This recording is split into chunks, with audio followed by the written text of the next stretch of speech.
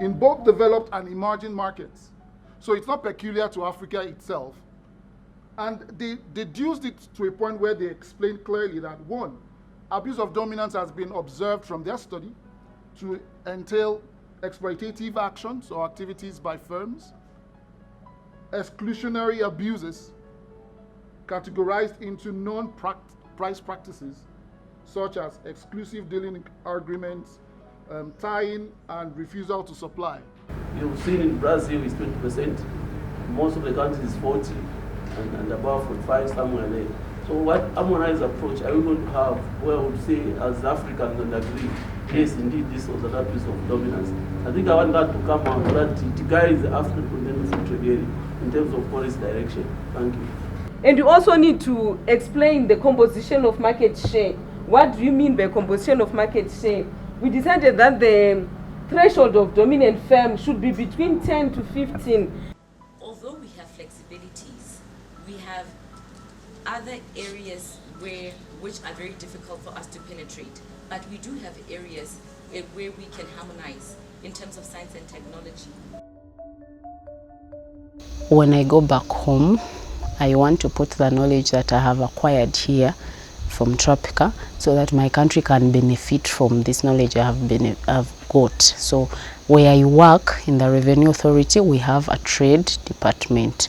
So I'm planning to move from the department I'm in to the Department of Trade, where I can put my core knowledge that I have acquired here into practice, and there I will be able to influence trade policies. I'm an international trade expert. In the past, I speak mostly about the experience that I've gathered in this aspect of work. TRAPCA has come first off to validate me with the Loon certificate, 1, 2, and TRAPCA has also come to help improve on the capacity and the scope and spread of what I know how to do with respect to trade. Speaking about its application, I'm already doing things in that regard. I work with the UK government, but I do see a future where such competencies and capacities that I've built over the time whilst in TRAPCA and during the line of work will be used in helping with trade capacity building in Nigeria. I'm also doing things on the side to help with this aspect of work, but I don't think it's significant as we speak. Perhaps over time, such skills and competencies will be diverted completely towards helping with improving on Nigeria's ability to trade globally. The program such as the one that we are doing is, I feel, is very important in the sense that it gives us the understanding that is required, a deeper understanding in trade, especially international trade.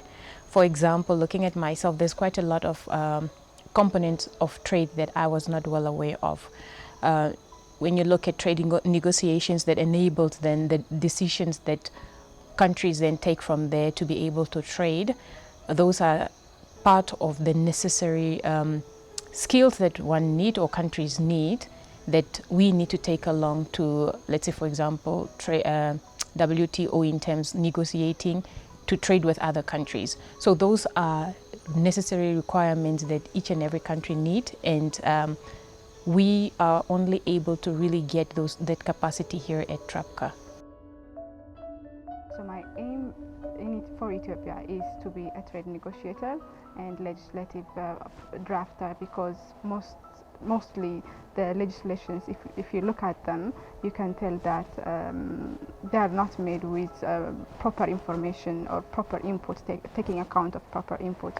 So my aim is to contribute as a legislative drafter and a treaty negotiator.